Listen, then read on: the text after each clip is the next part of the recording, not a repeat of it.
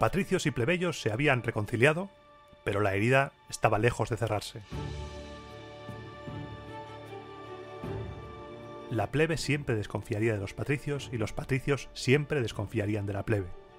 Y hoy, en Roma Eterna, seguiremos el curso de la historia de Roma según nuestras fuentes y llegaremos a una de las historias más recordadas de esta primera época de la República. Shakespeare le dedicó una tragedia e incluso hace unos años se hizo una película con esta historia como trasfondo. Vivirás la historia de Cayo Marcio, más conocido como Coriolano, un héroe en el campo de batalla que acabó convertido en traidor. Empezamos.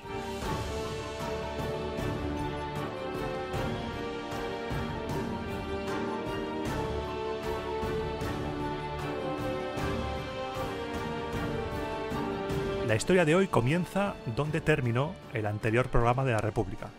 Estábamos en el 494, no sé si te acuerdas, habíamos dejado a la plebe y a los patricios haciendo las paces, y también vimos la supuesta creación del Tribunado de la Plebe.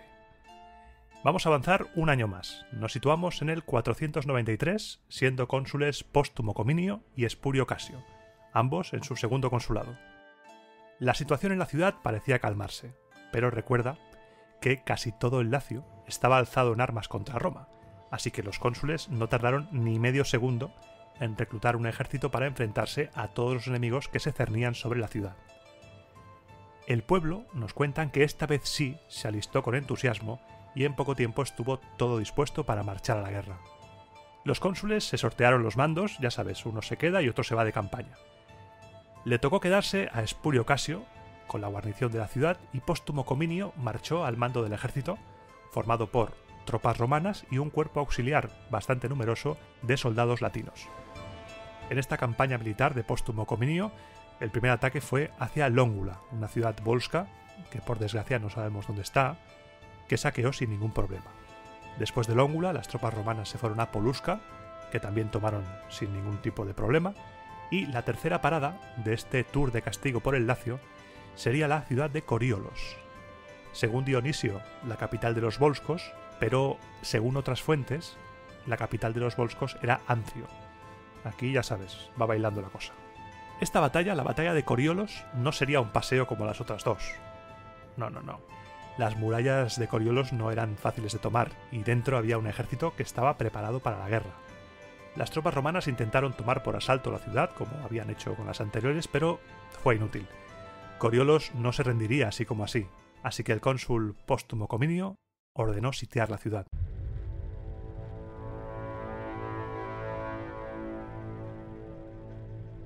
Al día siguiente estaba todo preparado para el asedio, pero cuando ya se disponía a atacar, llegaron unos mensajeros con muy malas noticias para los romanos. De la ciudad de Ancio había salido un ejército numerosísimo para ayudar a los coriolanos. Así que el cónsul, con tal de evitar verse rodeado por dos ejércitos, dividió sus tropas, dividió su ejército en dos. Mientras una parte continuaría el asalto a las murallas, al mando de nuestro ya conocido Tito Larcio, la otra parte daría la vuelta e impediría el avance del ejército de Ancio para evitar verse rodeados. La cosa era protegerse para que no les pillaran por detrás. Así que ese mismo día tenemos dos batallas a la vez. Y en ambas batallas se distinguió por su valor y por sus actos quizá un poco demasiado locos, un joven patricio de familia ilustre llamado Cayo Marcio.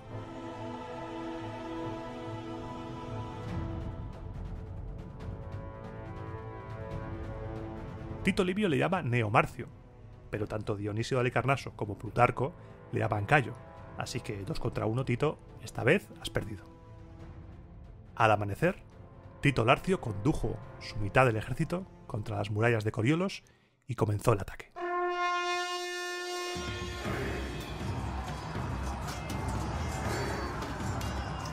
Los defensores, confiados en la ayuda que iba a llegar de Ancio, abrieron las puertas y se lanzaron en masa contra los romanos al ataque.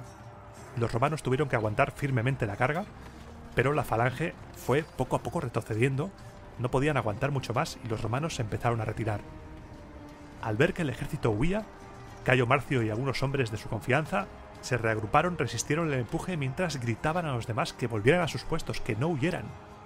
Este grupito a las órdenes de Cayo Marcio no solo resistió, sino que además hizo retroceder a los coriolanos hasta dentro de sus murallas. y aquí tenemos a un Cayo Marcio como loco, que parece que está en pleno trance de combate, completamente fuera de sí, persiguiendo a los coriolanos hasta dentro de las murallas. Este acto casi suicida de Cayo Marcio provocó que los soldados que habían huido volvieran a la batalla envalentonados por este acto de valor y a la vez un poco avergonzados por haber huido.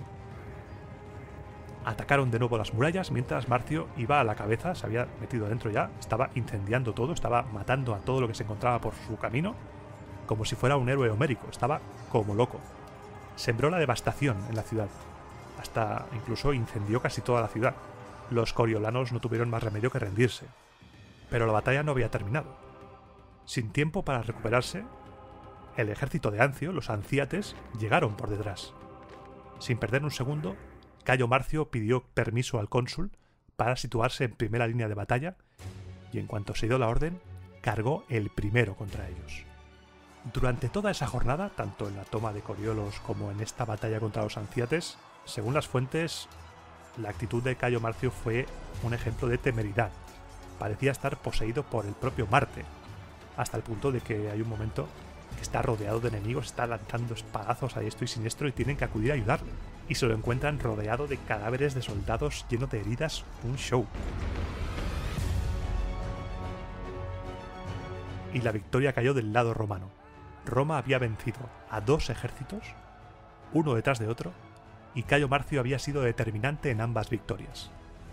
Fue algo tan espectacular, fue una sobrada tan grande, que nos cuentan que esto provocó que el resto de pueblos que estaban en armas contra Roma pidieran la paz inmediatamente. Dijeron, bueno, que hemos quedado, ¿eh? Yo, esto de la guerra, me va mal, me va mal quedar, me voy que tengo lío. Y pidieron la paz. Al día siguiente, tras los saqueos y tras despojar al ejército enemigo de sus cosillas, el cónsul Póstumo Cominio convocó al ejército en asamblea y tras dedicarle las protocolarias palabras honrando la valentía de Marcio, le ciñó unas coronas al valor como muestra de agradecimiento por su comportamiento en combate. Te confirmo que habrá un programa sobre las condecoraciones dentro del ejército romano porque es un tema muy interesante. Aparte de las coronas al valor, también le regaló bienes tangibles. Le regaló un caballo de guerra, que nos dicen que estaba adornado con los emblemas propios de un general, con lo que podemos deducir que quizá, tras esa batalla, fuera ascendido a general, 10 prisioneros a su elección, él podía elegir los que quisiera, y toda la plata que pudiera llevar, además de una jugosa parte del botín. Para sorpresa de todos, Marcio dijo que estaba muy agradecido al cónsul, que muchas gracias por todo, por los honores, que todo muy bien, pero que no iba a aprovecharse de los bienes materiales. A él le bastaba con el caballo y con un solo prisionero que, casualmente, era un amigo suyo que había caído cautivo y al que quería liberar. Esto le hizo ganarse la admiración de todo el ejército por su absoluto desprecio a la riqueza y por su rechazo a las tentaciones materiales. Todos le aplaudieron y por los hechos en esta batalla, Cayo Marcio recibió el nombre de Coriolano.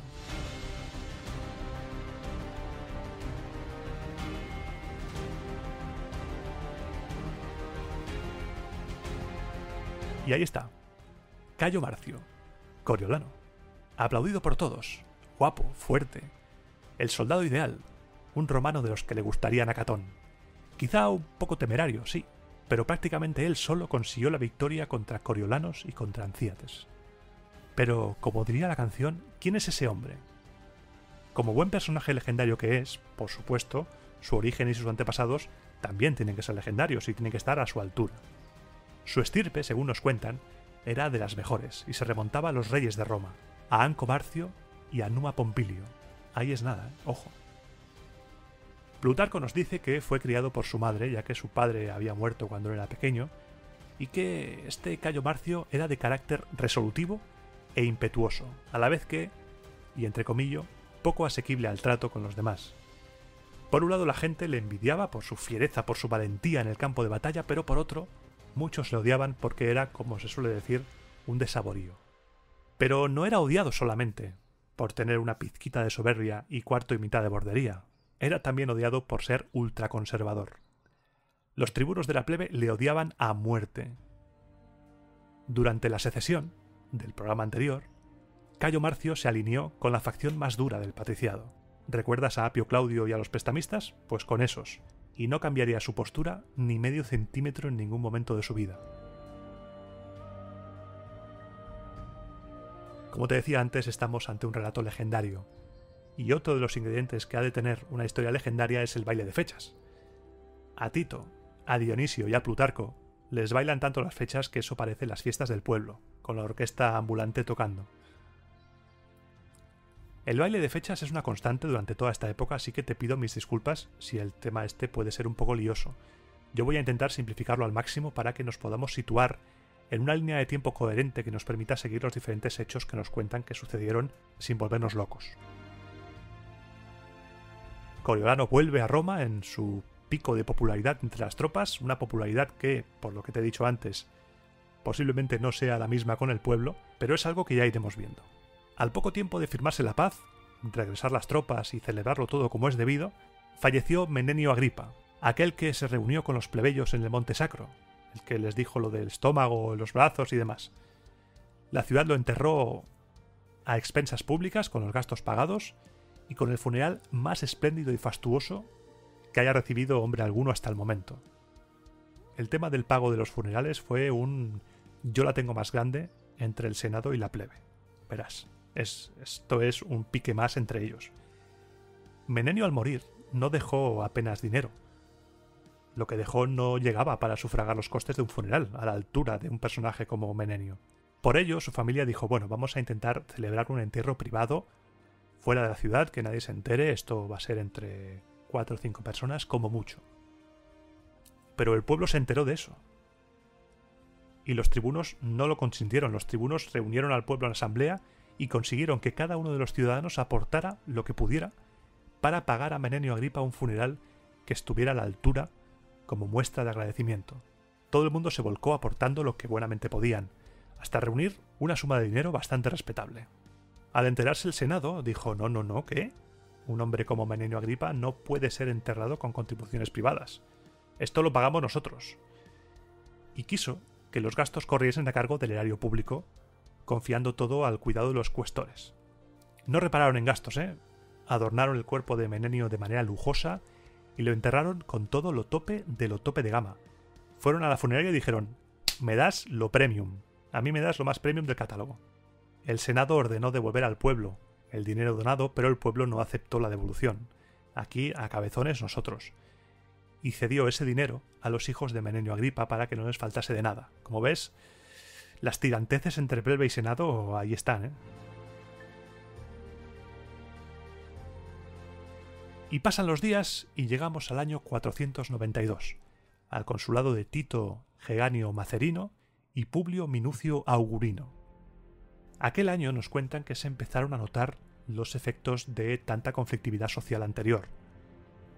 Poco a poco la falta de alimentos se convirtió en una realidad. Los campos se habían quedado sin cultivar como consecuencia de la secesión de la plebe y el hambre asoló Roma. Esto nos hace plantearnos cuánto duró la secesión de la plebe, porque según el relato la cosa duró 3 semanas como mucho, pero aquí parece ser que igual duró un poco más. Los cónsules ante esta situación decidieron comprar trigo a todo aquel que se lo vendiera. Pero hay un problema, no todo el mundo le vendía trigo a Roma. Tuvieron que enviar comerciantes muy lejos. Por el norte enviaron barcos a la costa etrusca y por el sur hasta Cumas y a Sicilia.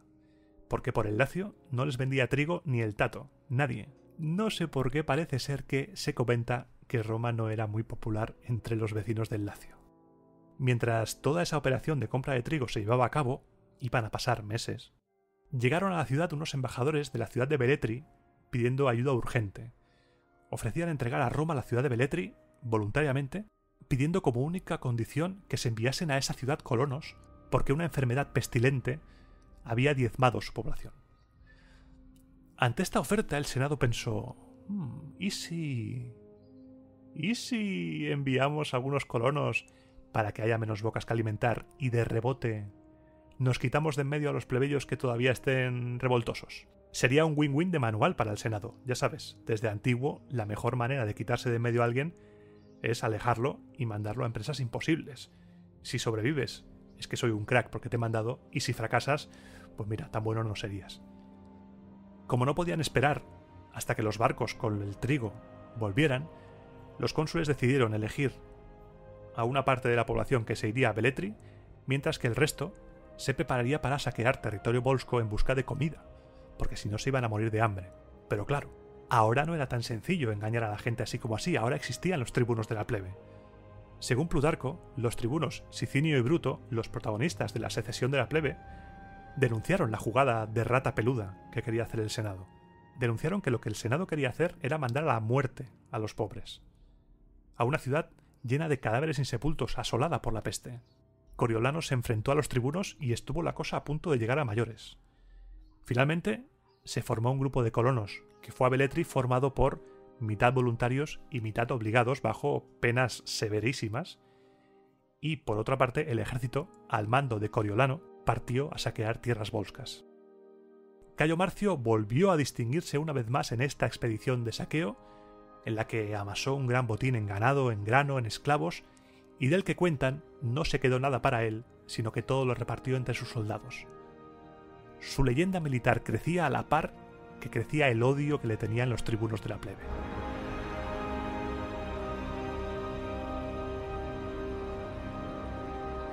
Tan popular era Coriolano que se presentó al consulado, estaba a tope.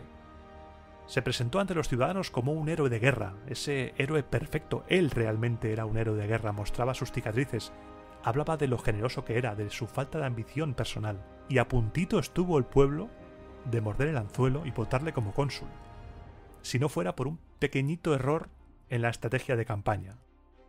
Porque el día de la votación, a Coriolano no se le ocurrió otra cosa que presentarse en la plaza pública, en el foro, acompañado por todos los senadores y con los patricios pegándose literalmente por ponerse cerca. Una jugada que en su mente era espectacular, pero lo que pasó es que hizo pensar a la plebe que quizá tan candidato del pueblo no era, y que realmente Cayo Marcio era el candidato del patriciado, el candidato de lo más rancio, de lo más contrario a la plebe. La herida no se había cerrado. La gente empezó a pensar que lo que quería Coriolano realmente era convertirse en tirano, para arrebatar a la plebe lo que había conseguido tras la secesión, y no fue elegido cónsul. Esto ha pasado siempre. Si ves a un candidato al cual el poder lo arropa y el poder se siente cómodo con ese candidato es el candidato del poder, en la antigua Roma y en la actualidad. Esto ha pasado siempre. Roma tendría que luchar contra el hambre hasta el año siguiente, hasta el 491, bajo el consulado de Marco Minucio y Aulo Sempronio, que fue cuando los barcos volvieron a la ciudad cargados de trigo de Sicilia. Tuvieron que irse hasta Sicilia para que les vendiera a alguien. Y con el trigo recién llegado, surgió un debate en el Senado. ¿Se debía entregar el trigo gratis a la gente? ¿Se debía vender? Si se vendía, ¿a qué precio? ¿Al de antes de la secesión? ¿Más caro? ¿Qué se hacía con ese grano? La facción más dura del Senado vio una ocasión perfecta para presionar a la plebe, chantajearla y recuperar los privilegios que la creación del Tribunado de la Plebe les había arrebatado. De esta opinión era, por supuesto, Cayo Marcio Coriolano, que se levantó de su asiento y habló ante el Senado pronunciando estas palabras. Senadores, si los plebeyos quieren el antiguo precio del grano, que devuelvan al Senado sus antiguos derechos. ¿Por qué tengo yo que ver a unos plebeyos de magistrados y a un Sicinio lleno de poder, mientras yo paso bajo el yugo como si hubiese sido rescatado de unos bandidos? ¿Voy a soportar estas humillaciones por más tiempo del necesario? ¿Yo, que no soporté a un Tarquinio por rey, voy a soportar a un Sicinio? Que se retire ahora, que se lleve la plebe. Está expedito el camino hacia el Monte Sacro y hacia las otras colinas. Que roben el trigo de nuestros campos como lo robaron hace unos años. Que disfruten de la cosecha que en su arrebato sembraron. Me atrevo a asegurar, senadores, que esta calamidad les hará entrar en razón y se pondrán ellos mismos a cultivar los campos en lugar de impedir su cultivo con la insurrección armada. Es el momento de recuperar nuestros privilegios.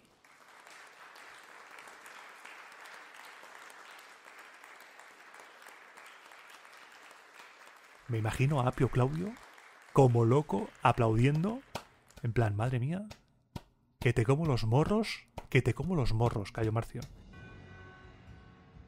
Los tribunos de la plebe, en cambio, estallaron de ira. Estaban presentes en el Senado en ese momento.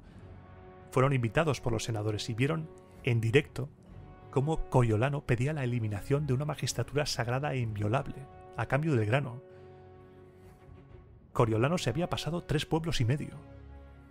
Empezaron a gritar, llamaron a Cayo Marcio peste y ruina del Estado porque pronunciaba discursos contra la plebe y amenazaron al Senado que si no impedían este ultraje, castigándolo con la muerte o el exilio, ellos mismos lo harían. Hubo una discusión muy acalorada en el Senado hasta que se levantó la sesión. La mayoría de senadores estaban a favor de chantajear a la plebe con la no entrega de grano si no se eliminaba el tribunado de la plebe.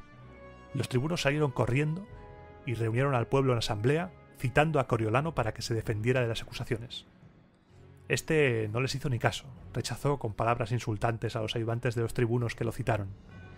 Entonces, los tribunos, acompañados por los ediles y por muchos ciudadanos, fueron a detener a Coriolano. Este todavía estaba delante de la curia hablando con los senadores, con algunos patricios, rodeado por todos sus simpatizantes porque acababa de finalizar la sesión del Senado, y los tribunos dieron orden a los ediles que lo apresaran, ya fuera por las buenas o por las malas. Cuentan que los ediles eran Tito Junio Bruto y Cayo Viselio Ruga. Estos avanzaron con la intención de detener a Cayo Marcio, pero de repente se colocaron frente a ellos varios patricios que empezaron a golpear a los ediles, rechazándoles. Estaba pasando exactamente lo contrario a lo que pasó en el anterior programa, cuando la plebe evitaba los arrestos. Esta agresión a los ediles provocó la locura en Roma. ¡La locura! La noticia de lo que había pasado corrió como la pólvora y todo el mundo salió de sus casas. Los adinerados, los magistrados poderosos se pusieron junto a Coriolano para evitar su arresto y los más pobres se pusieron del lado de los tribunos para seguir sus órdenes. Se lía. De esta se lía. Se podía cortar la tensión con un cortapizzas. Si no fuera por los cónsules, en ese momento habría estallado una guerra civil. Pidieron calma a ambas facciones y se emplazaron a continuar hablando al día siguiente. Al día siguiente, los tribunos fueron los primeros en bajar al foro, madrugaron, por si acaso, y después de convocar a la asamblea del pueblo, lanzaron muchas acusaciones contra los patricios, acusándolos de faltar a los acuerdos y de haber violado los juramentos que hicieron al pueblo, y presentaron como prueba de que no se habían reconciliado de manera sincera con la plebe la escasez de grano y el envío de colonos a Velletri, con tal de quitarse a sediciosos de encima. Hablaron de lo que sucedió el día anterior, de los golpes a los ediles, de la arrogancia de Coriolano, de la violencia de los patricios. Se caldeó el ambiente muchísimo, hasta que finalmente la magistratura tribunicia, en asamblea, condenó a Cayo Marcio Coriolano a muerte por su ultraje a los ediles, ya que atacar a los ediles es atacar a los mismos tribunos de la plebe, y al ser una magistratura inviolable, cualquiera que ose ultrajar a un tribuno de la plebe era condenado a muerte. La orden fue apresarlo y llevarlo al Capitolio, desde donde se le tiraría por la Roca Tarpeya. Durante la República, la Roca Tarpeya era un precipicio cortado a pico, desde donde se arrojaba a los condenados por delitos muy graves, principalmente asesinos y traidores a la patria. El grandísimo Jesús Sánchez Alguacil tiene unos hilos muy interesantes en Twitter sobre personajes que fueron precipitados esos 25 metros hacia abajo. Si buscas en Twitter el hashtag ejecutados en la roca, los encontrarás. Actualmente es imposible visitar la Roca Tarpeya original, el lugar ha cambiado mucho. Pero hay 2 emplazamientos, hay 2 lugares que se disputan el lugar de la localización original de la Roca Tarpeya. Si viajas a Roma, o si estás viviendo en Roma, y vas a la iglesia de Santa María della Consolazione, que está situada casualmente en la Piazza della Consolazione, si te pones mirando a la iglesia de frente y te giras hacia la izquierda, 90 grados, verás una zona en ruinas como un precipicio, pues ese lugar se cree popularmente que es la Roca Tarpeya. También es conocida como Rupe Tarpea, que es como la encontrarás en Google Maps si te da por verla. Pero hay otro lugar. A principios del siglo XX, el historiador Ettore Pais propuso que seguramente la Roca Tarpeya estaba debajo de lo que es ahora la Basílica de Santa María Nara Coeli, que está justo en el otro lado de la colina del Capitolio. Sea como fuere, ha pasado muchísimo tiempo, no podemos saber cuál es el original, pero visita los 2 y así por si acaso puedes decir que has estado. La condena no sentó nada bien, como te puedes imaginar, a los partidarios de Cayo Marcio. Los ediles fueron a apresarlo y los patricios, otra vez, gritando, se lanzaron en masa contra ellos. Los patricios habían perdido cualquier respeto ya por los magistrados. Los cónsules tuvieron que volver a poner orden, esta vez empleando a los lictores, esta vez usando la fuerza. El Senado acabó decretando, con tal de pacificar un poco las cosas, que los precios que tenían los alimentos de primera necesidad antes de la secesión de la plebe se abaratasen al máximo. A pesar de esta medida, los tribunos no perdonaron a Marcio, pero, eso sí, tras unos infinitos discursos, decidieron acusarlo solo de aspirar a la tiranía, y le ordenaron que se presentara para defenderse de esa acusación.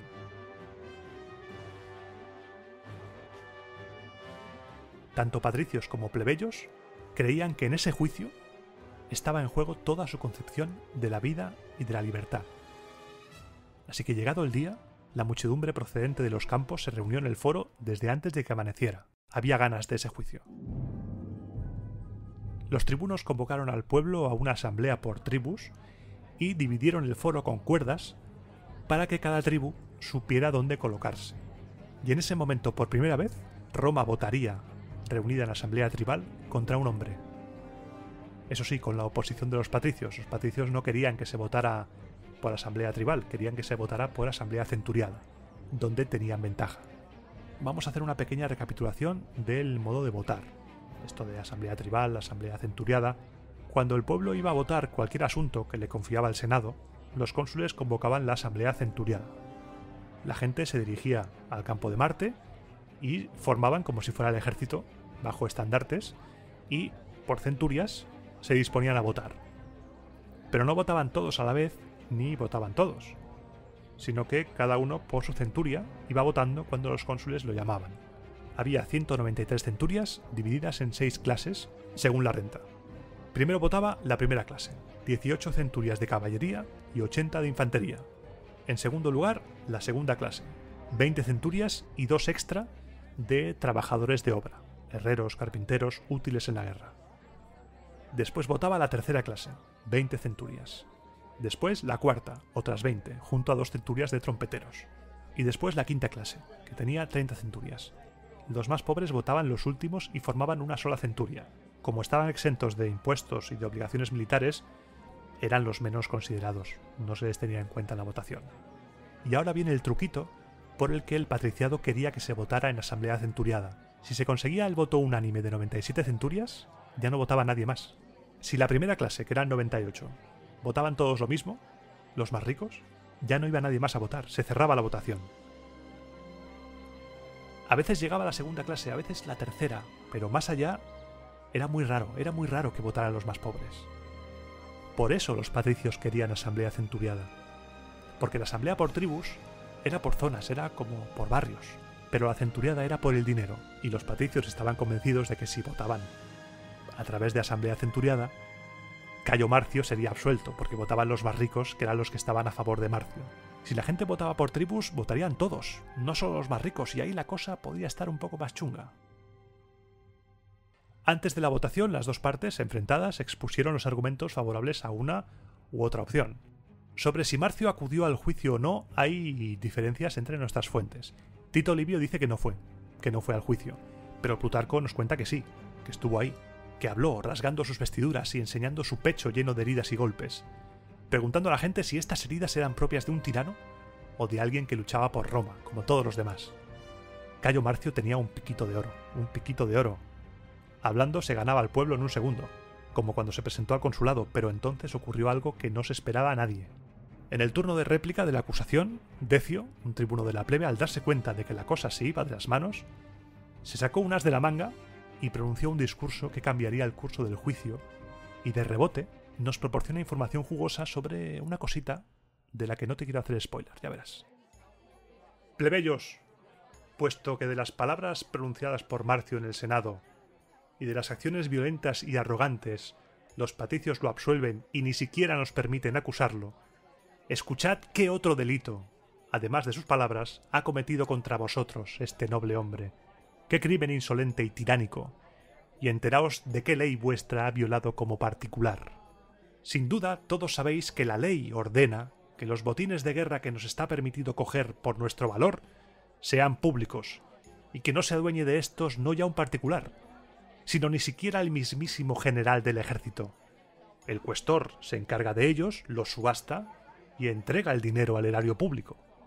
Y esta ley, desde que habitamos en esta ciudad, no solo nadie la ha violado, sino que ni siquiera se le ha reprochado el no ser una buena ley.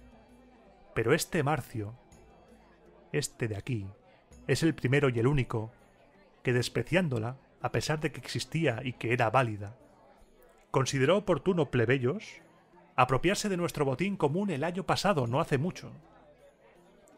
Cuando salisteis en busca de trigo y volvisteis cargados de rebaños y de otros muchos bienes, ni los mostró al cuestor ni los vendió él personalmente y llevó el dinero al erario público, sino que distribuyó e hizo donación de todo el botín a sus amigos. Esta acción es una prueba de tiranía. Él ha favorecido con los bienes públicos a sus aduladores, a su cuerpo de guardia y a sus cómplices en la tiranía que maquina, y sostengo que es esta una flagrante violación de la ley. Por tanto, que Cayo Mario se adelante y demuestre una de estas dos cosas, o que no repartió entre sus amigos el botín, o que aunque lo hizo, no violó las leyes. De ninguna de estas dos cosas podrá hablaros, pues vosotros mismos conocéis una y la otra, tanto la ley como su acción, y si lo absolvéis, no es posible que os parezca que habéis tomado una decisión justa y conforme a juramento. Por consiguiente, dejando a un lado las coronas al valor, las acciones memorables, las heridas y demás fanfarronadas, responde a estas cuestiones, Marcio. Te concedo la palabra. Defiéndete.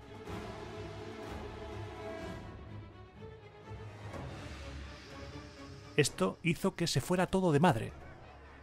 La gente empezó a gritar, ¿cómo que? ¿Qué has robado? ¿Qué? ¿Qué le has dado a tus amigos? ¿Cómo? ¿Qué ha pasado aquí, Marcio? ¿Qué ha pasado? Muchos partidarios de Marcio incluso empezaron a dudar. La acusación era cierta, sí. Si recuerdas, hace unos minutos te he dicho que él no se quedó nada para él. Lo repartió entre los soldados. Pero no lo hizo como pago para asegurarse la lealtad de sus soldados. O al menos no nos lo cuentan así. Lo hizo como gesto de generosidad con los que se habían alistado, y con el fin de que, para futuras expediciones, la gente se fuera alistando más, viendo que, si iban con el ejército, conseguirían botín.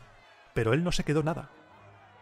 Y ya de paso este discurso nos ha enseñado cómo se distribuía el botín. Se recogía todo, el cuestor lo subastaba y lo ingresaba al erario público. Nadie defendió a Marcio. Nadie, ni él mismo. Había pillado a todo el mundo por sorpresa, nadie esperaba que se le fuera a acusar de eso también, no estaba pactado. Estaba pactado solo lo de su intervención en el Senado, no se esperaba a nadie que Decio fuera a sacar el tema del botín. Así que, al no haber defensa, los tribunos concedieron el voto a las tribus y establecieron como pena en este juicio, si ganaba la opción de condenarlo, el exilio de por vida. Se llevó a cabo la votación y de las 21 tribus que entonces había y que votaron, 9 votaron a favor de absolver a Coriolano y 12 a favor de condenarlo. No fue un margen muy amplio, estaba la cosa bastante reñida, pero Cayo Marcio Coriolano fue condenado por el pueblo a sufrir el exilio de por vida.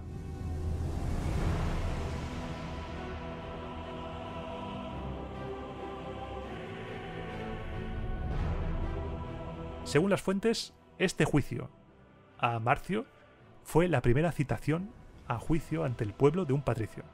Los partidarios de Marcio estaban desolados, furiosos, indignadísimos. Él, en cambio, estaba serio, no lanzó ningún grito, ni ninguna acusación, no hizo ningún tipo de alboroto, ni pidió a los demás que lo hicieran, no. Tranquilamente aceptó la condena, se fue a su casa, se despidió de su mujer, de su madre, que estaban completamente destrozadas, abrazó a sus 2 hijos, uno de 10 años y el pequeño todavía un bebé, y partió al exilio sin decirle a nadie cuál iba a ser su destino. Y así, Cayo Marcio, héroe de Roma, se exilió de la ciudad tras ser condenado por intentar convertirse en un tirano.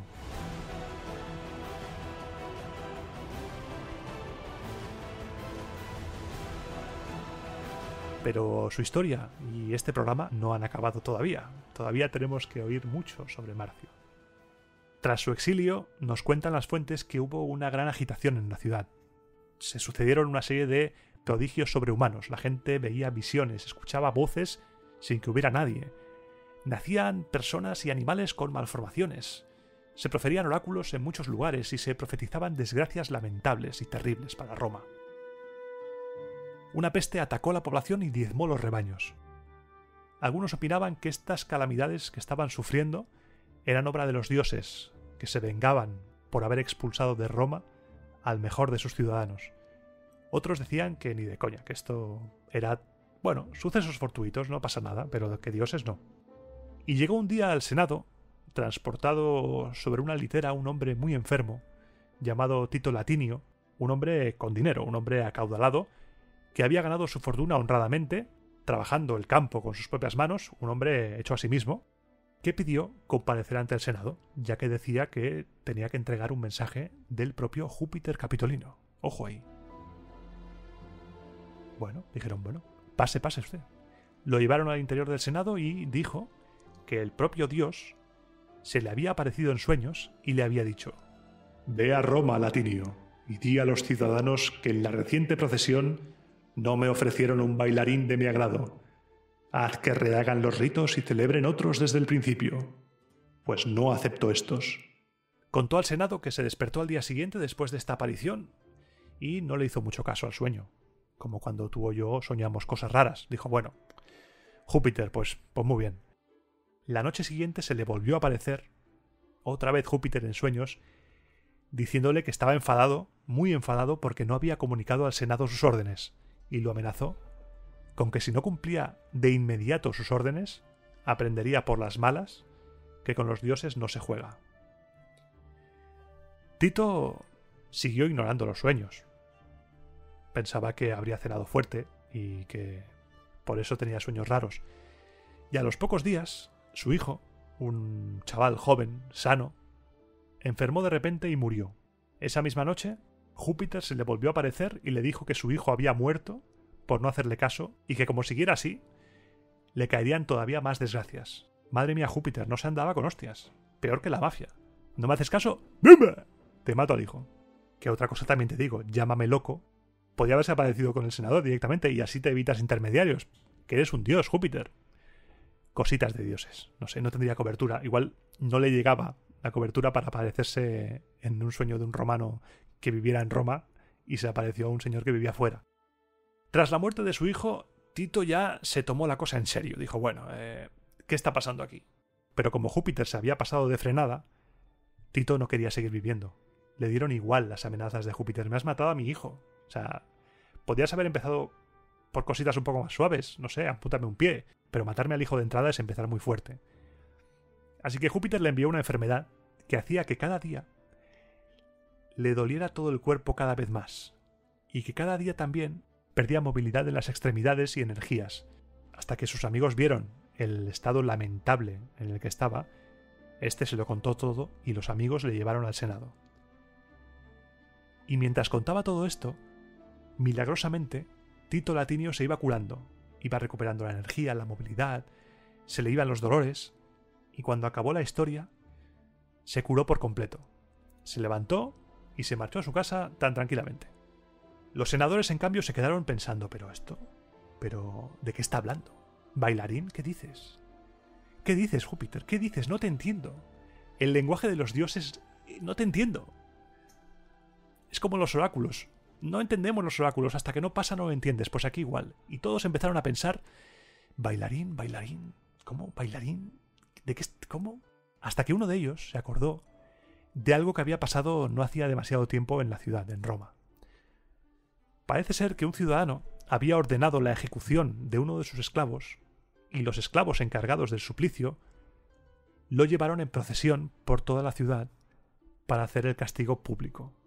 Lo arrastraron azotándolo a través del foro y por toda la ciudad, y la casualidad es que justo estaba delante de una procesión que Roma había hecho en honor a Júpiter. El pobre esclavo iba con los brazos extendidos en cruz, atados a un madero, con cuerdas por el pecho y los hombros hasta las muñecas, y avanzaba recibiendo latigazos completamente desnudo. Y claro, el pobre hombre gritaba, se retorcía de dolor, ¡ay! ¡ay! Se movía como podía, pero no estaba bailando.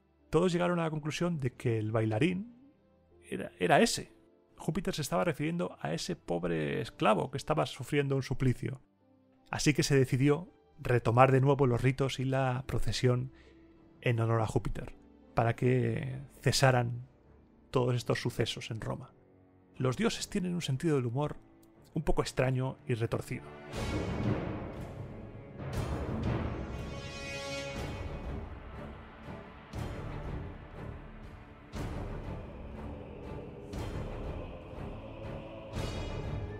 Mientras todo esto pasaba en Roma, en el escenario B, Cayo Marcio Coriolano había buscado refugio en tierras volscas.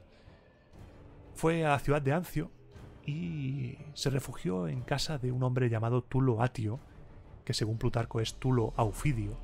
Primero disfrazado, primero ocultando su identidad, pero después reveló quién era, le contó su historia, lo que había pasado, y le pidió que por favor no considerara ya un enemigo a un hombre sometido y sin hogar.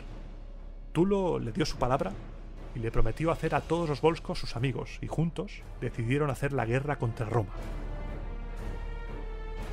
El problema que tenían era que entre romanos y volscos había en vigor un tratado de paz. Así que Marcio aconsejó a Tulo y a los volscos encontrar una causa justa para emprender la guerra contra Roma, de manera que fuera Roma la que rompiera la paz. Y el plan era el siguiente. En Roma estaban a punto de celebrarse unos juegos, así que enviaron a toda una multitud de jóvenes volscos de cada ciudad para que vieran los juegos y disfrutaran. Estos jóvenes volscos irían sin saber nada del plan. Por supuesto, irían a ciegas. Vosotros, id para allá, está todo pagado y pasaoslo bien, ya está.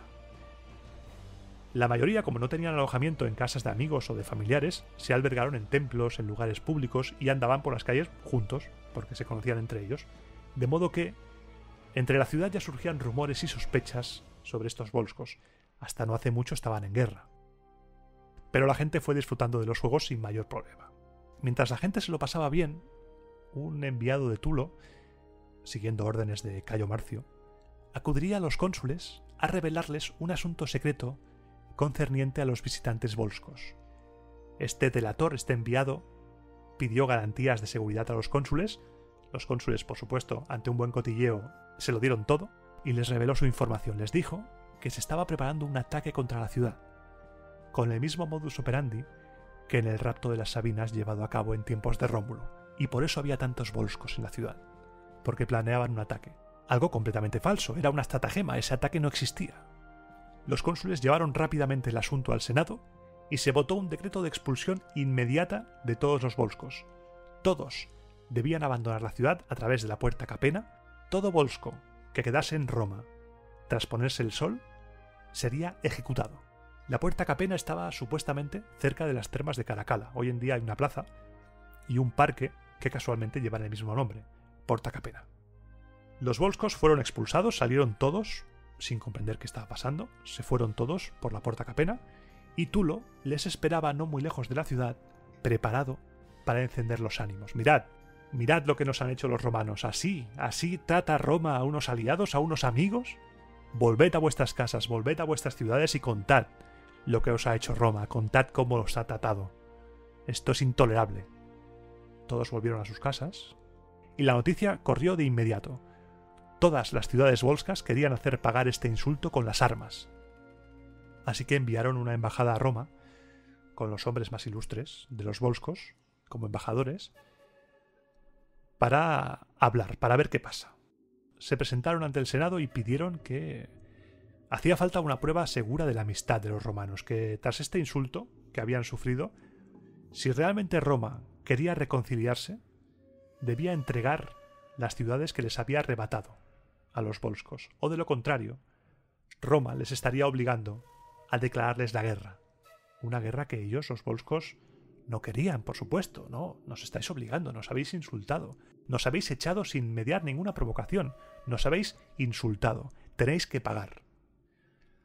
La respuesta del Senado fue contundente. A ver, volscos, estáis intentando timar al mismísimo Joker. No podéis timar al timador. Sin ningún tipo de metáfora ni adorno, el Senado respondió a los embajadores que lo que estaban pidiendo no era la amistad, sino que estaban buscando cualquier pretexto para la guerra. Las ciudades ya no eran suyas, no podían reclamar algo que no era suyo. y el Senado lanzó una amenaza a los embajadores volscos. Si comenzáis, nos defenderemos. Vosotros seréis los primeros en coger las armas, sí, pero nosotros seremos los últimos en deponerlas.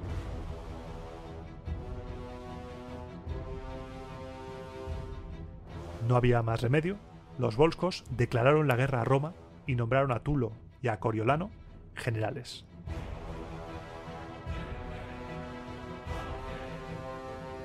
Coriolano pasaba así de ser uno de los mejores generales de Roma a ser el comandante en jefe de las tropas de la Liga Latina. Coriolano estaba lleno de odio.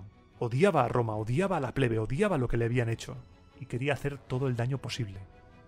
Así que ordenó que se empezara a saquear territorio romano, pero tenía un plan.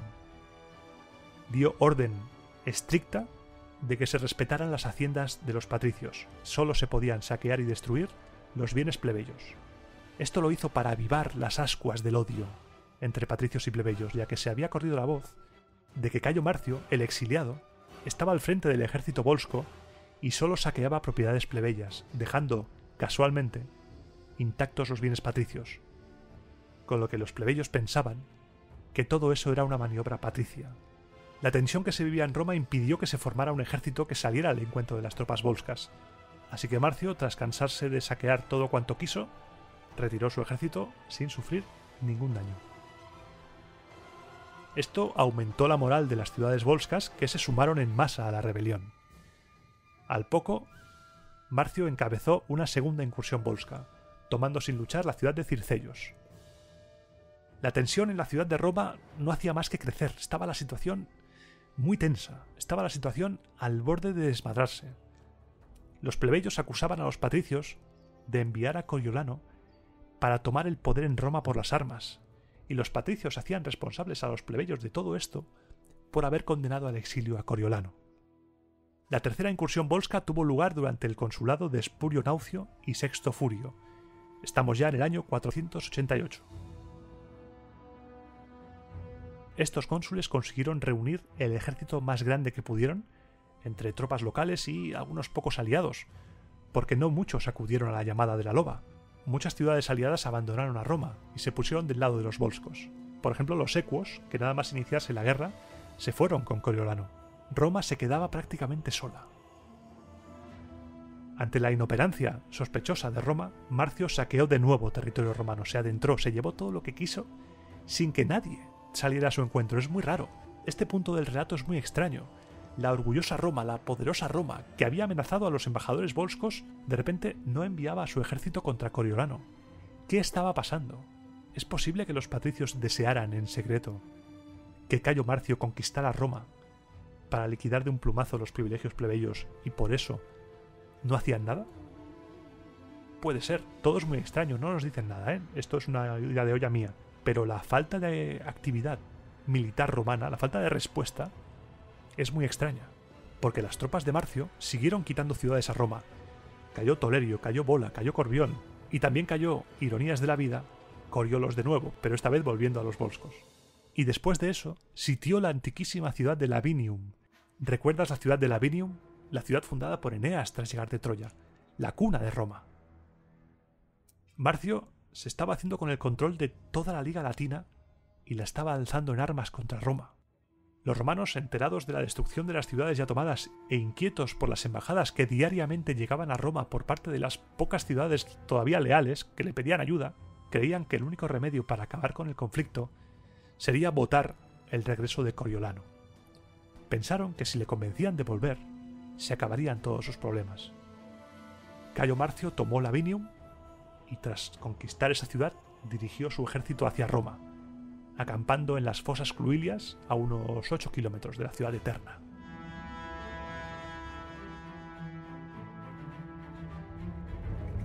Todo el mundo corrió a refugiarse en Roma. Tras conquistar todas las ciudades aliadas, la guerra había llegado a las puertas de Roma.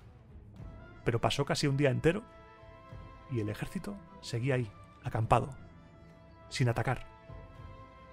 El Senado votó entonces enviar a Marcio a 5 hombres para tratar la reconciliación. Los elegidos fueron Marco Minucio, Póstumo Cominio, Espurio Larcio Publio Pinario y Quinto Sulpicio, todos excónsules. Marcio les recibió sin ningún tipo de problema y les respondió que lo único que le haría deponer las armas es que Roma devolviera todo el territorio arrebatado a los volscos. Les echó del campamento y les dio 30 días para que decidieran una respuesta, y al 30º día volvería a ver qué habían decidido. Así que al día siguiente, Coriolano levantó su ejército y durante esos 30 días tomó otras 7 ciudades latinas más para volver a Roma en el plazo previsto, y esta vez acampando un poquito más cerca, a 5 kilómetros de la ciudad.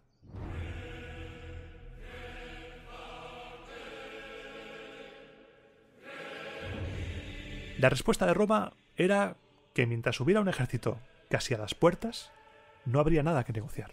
Si los volscos querían hablar de amistad, debían enviar embajadores, no un ejército. No harían nada movidos por el miedo. Y el Senado envió a otros 10 hombres como embajadores para que pidieran a Marcio, y esto es interesante, para que pidieran a Marcio que no pusiera ninguna condición penosa ni indigna a la ciudad. Roma estaba completamente arrodillada, estaba a merced de Coriolano. ¿Dónde estaba el ejército romano? Muy raro. Marcio recibió a los embajadores, escuchó esta osada respuesta y les dijo: dadle una vuelta. Volved a Roma, estad ahí 3 días, dadle una vuelta a lo que me habéis dicho, pensáoslo bien, os doy 3 días para que lo penséis mejor y volváis y me respondáis con algo serio. Otra cosa no, pero estilo este hombre tenía. Roma estaba desesperada. Envió una comitiva de religiosos, pontífices, augures, sacerdotes, en procesión, con los símbolos de los dioses. Por favor, no me pegues, no nos ataques, por la gloria de mi padre, no nos ataquéis. Roma no sabía ya qué hacer. Coriolano rechazaba todas las embajadas. Les dijo: no, a ver, no tengo nada que hablar con ustedes, señores. Tras fracasar todos los intentos diplomáticos de resolver esto, Roma se preparó para sufrir un asedio. En ese momento, cuando todo estaba perdido, las matronas romanas acudieron en masa a ver a Veturia, la madre de Coriolano, y a Volumnia, su esposa. Convencieron a ambas mujeres para que fueran al campamento enemigo e intentaran convencer a Coriolano. No podía ser. Si los hombres no podían defender a Roma con las armas, se encargarían las mujeres de defender a Roma. Así que todas, en procesión, salieron de Roma y fueron al campamento de Coriolano. Coriolano escuchó alboroto fuera y preguntó a uno de sus soldados: ¿qué está pasando? Y este le contestó: es una comitiva de mujeres, y si la vista no me engaña, tu madre, tu esposa y tus hijos están al frente. Cayo Marcio dijo: ¡hostias!, saltó de su asiento y fue al encuentro de su madre para abrazarla. ¡Madre! Su madre le frenó en seco, quieto ahí, evitó ese abrazo y, tremendamente indignada, le dijo: antes de recibir tu abrazo, deja que me entere si me acerco a un enemigo o a un hijo, si soy prisionera o una madre en tu campamento. ¿A esto me ha conducido mi larga vida y mi desdichada vejez? ¿A ver en ti a un exiliado y después a un enemigo? ¿Has sido capaz de saquear esta tierra que te hizo nacer y te alimentó?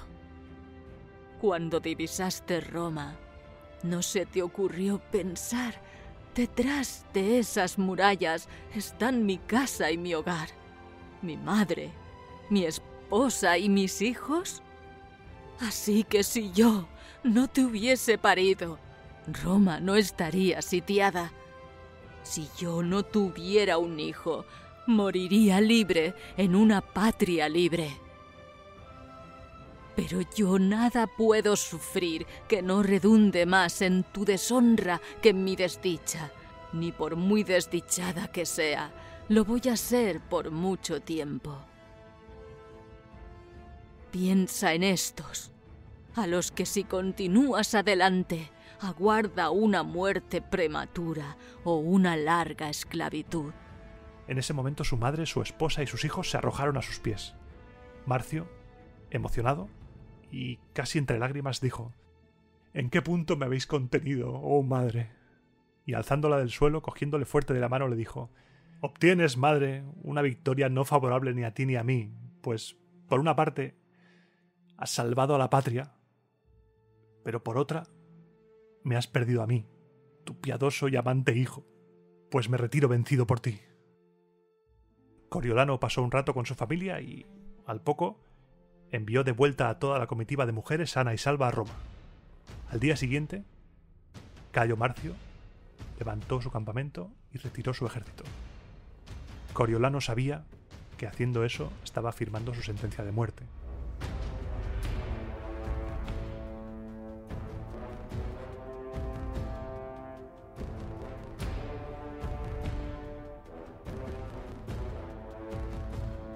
Y aquí Tito Livio nos da varias versiones del final de la historia. Nos dice que algunos cuentan que tras esto, Coriolano murió asesinado y que otros como Quinto Fabio Pictor, el más antiguo historiador romano, dicen que vivió una larga vida sufriendo el exilio hasta el final. Por cierto, si buscas Quinto Fabio Pictor en Google, no le hagas ni caso al busto que sale al lado de su nombre. Ese señor no es Quinto Fabio Pictor. No te digo quién es, a ver si lo adivinas. Y déjamelo en comentarios. Si buscas Quinto Fabio Pictor en Google, ¿de quién es el busto que aparece en la foto? Sobre el final de Coriolano tenemos más datos si vamos a Plutarco. Plutarco nos dice que al volver a Ancio, Tulo, su primer aliado entre los volscos, se convirtió en su primer enemigo.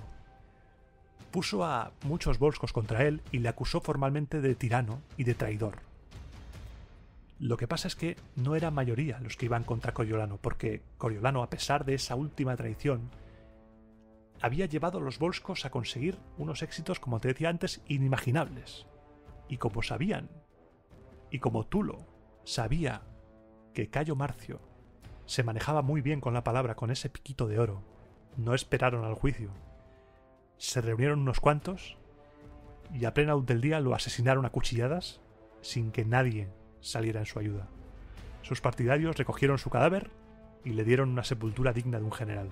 En Roma se dedicó un templo en honor a la fortuna femenina para honrar la valentía de esas mujeres, y cuando llegó la noticia de la muerte de Cayo Marcio, Roma no hizo ninguna demostración de dolor ni ningún acto público en su honor. Solo las matronas romanas guardaron luto por Cayo Marcio. Un luto de 10 meses para un héroe de Roma que fue exiliado de su patria, una patria que intentó destruir, movido por la rabia y por el despecho, pero que a la hora de la verdad, y gracias a su madre, no fue capaz de destruir. Esta es la historia de Cayo Marcio Coriolano.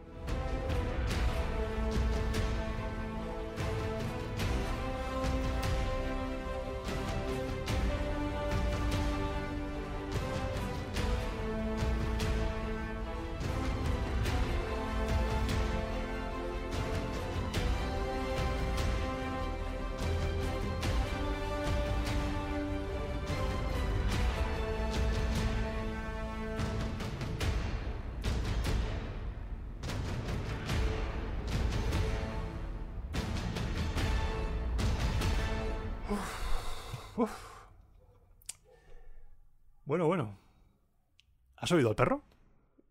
¿Es el perro del otro día? No lo sé. ¿Eres el del otro día? ¿Sí? No sé, no hablo perro. Lo siento, no hablo perro. Pero voy a beber porque en el programa anterior no bebí. Y es como una tradición beber un poco para aclarar un poco la garganta. Así que voy a beber.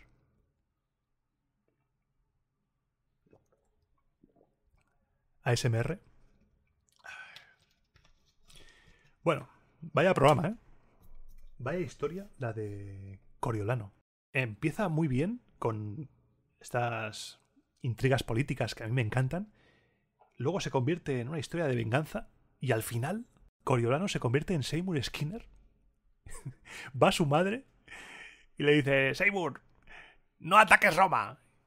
Y Coriolano dice: sí, madre. Es total. Le amenaza con la zapatilla. Lo que no consiga una madre, de verdad, no lo consigue nadie. Y es una historia que me gusta mucho. Encontré en YouTube la obra de teatro de Coriolano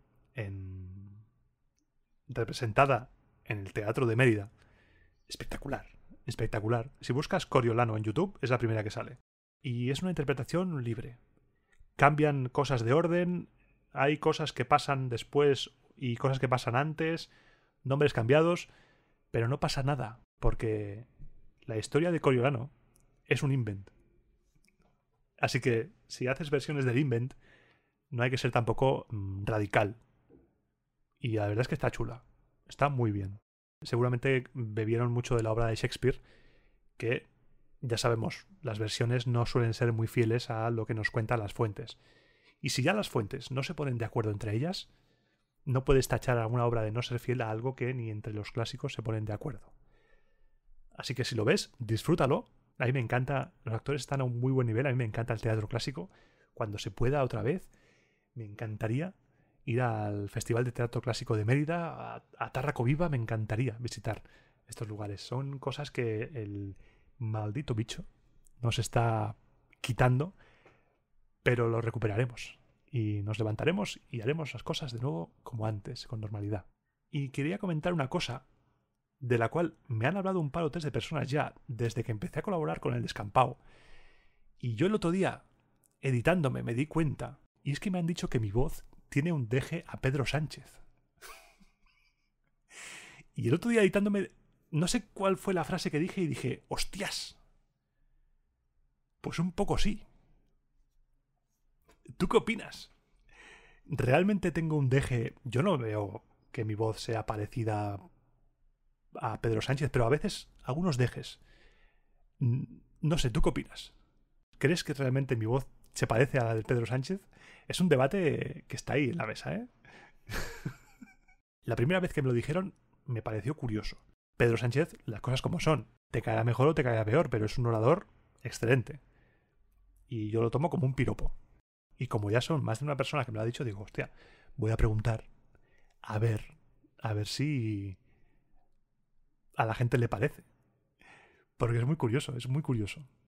Y darle también infinitas gracias de nuevo a Sonia Chávez por volver a interpretar a un personaje en Roma Eterna haciendo de Beturia la matrona, la madre de Coriolano, que hace que deponga las armas, le da una colleja a su hijo y le hace deponer las armas. Tremenda voz. Y estuve mirando cuando le comenté lo de hacer la colaboración de nuevo y tal, estuve mirando y la última vez que hizo colaboración fue casi en noviembre. ¿En qué momento el tiempo pisó el acelerador? Porque ha pasado rapidísimo. Que estamos en marzo. Estoy grabando esto a 27 de febrero, pero este programa estará disponible el día 6 de marzo. ¿Cuándo se nos está... O sea, el tiempo está... El tiempo acelera, que es una locura. Y te recuerdo también, antes de que se me olvide, las formas de contacto. Para contactar conmigo tienes 3 maneras. La primera, en comentarios de este audio puedes escribirme, hey Iván, ¿qué pasa? ¿Cómo estamos? Yo encantado de leer. A veces puedo contestar, a veces no, pero siempre lo leo y cuando estoy así un poco de bajón leo los comentarios y me sacas una sonrisa. Me sacas una sonrisa porque me ha sorprendido mucho la acogida que ha tenido este podcast. Porque es brutal. La comunidad que estamos formando es maravillosa. La segunda vía de contacto por correo electrónico a romaaeternapodcast@gmail.com, donde me puedes escribir contándome lo que quieras, yo estaré encantado, intento responder todos los correos que me llegan. Y la tercera forma de contacto por Twitter, puedes seguirme en @romaaeternafm, que es la cuenta oficial del podcast. Y si crees que este podcast merece que destines una pequeñísima parte de tu dinero en forma de apoyo, puedes apoyarme suscribiéndote de pago si quieres en iVoox, desde 1,49 € al mes, o si no quieres suscribirte y dices, bueno, quiero darte un apoyo puntual, pues puedes invitarme a un chupito de garum en la plataforma Ko-fi, de la que te dejo el enlace en la descripción de este audio. Pero realmente el mejor pago es hacerte compañía cada 2 semanas, o igual hacerte compañía de golpe. Igual estás escuchando este programa y es tu 8º programa seguido de Roma Eterna y estás ya abotargado de escucharme. Puede ser. También, si escuchas todos de golpe, verás la evolución. En este programa, por ejemplo, me he sentido súper cómodo. Cada vez me siento más cómodo. Y más suelto y más yo. Con las locuras, igual a uno no le gustará el estilo que mezclo el humor con el rigor histórico, pero es que soy yo. A veces hay programas que sí se prestan más a soltarte, como en este, cuando cuento una historia que me la sé y tiro de recursos, o cuando es algo más académico, más historia, más de sentarse en una clase y aguantar la chapa. Que en ese caso intento que la chapa sea lo más suave posible y lo más light posible. porque estoy convencido y siempre lo he pensado que las cosas explicadas con ganas, con pasión, con sentido del humor, intentando comparar presente y pasado sin hacer presentismo, entran mucho mejor, porque en el fondo el ser humano es el mismo y no hemos cambiado, no hemos cambiado. Y el siguiente programa seguiré con la historia de Roma, seguiremos con los sucesos acaecidos después de la muerte de Coriolano, y ya te adelanto que el siguiente programa después del próximo, que será especial, ya sabes, 2 de historia, 1 especial, será dedicado al Senado. Hablaremos un poco de la institución, hablaremos de los senadores, cómo nos cuentan que era una sesión del Senado, qué se decidía en el Senado, hablaremos de todo un poco, cómo iban vestidos los senadores. Vamos a hablar ya un poco de esto para cerrar esta parte dedicada a las instituciones. Hemos hablado de las magistraturas, hemos hablado de la esclavitud, la sociedad, el ejército, pues hay que hablar del Senado. Y va a estar interesante, va a estar chulo. A ver hasta dónde podemos llegar, porque las fuentes son las que son, el resto es invent, las fuentes son las que son y el resto es invent. Pero intentaremos llegar lo más lejos posible para imaginarnos cómo era el Senado, cómo era una sesión del Senado, cómo podías reconocer a un senador por la calle, y va a estar chulo. Está siendo un viaje muy bonito, muy bonito. Llevamos ya 22 programas y el otro día, cuando acabé el guión de este programa, me dio por mirar cómo de largo era el guión del primer programa, del viaje de Eneas. En el viaje de Eneas ocupó 5 páginas de guión. Este último ha ocupado 15 páginas de guión. Se me está yendo de las manos, pero literalmente. Así que muchas gracias de nuevo por tu cariño y por escucharme. Ese es el mejor pago posible. Así que voy a poner la música ya, antes de ponerme blandito. Ahí está. Y te emplazo a escucharme dentro de 15 días en el siguiente programa de Roma a Eterna.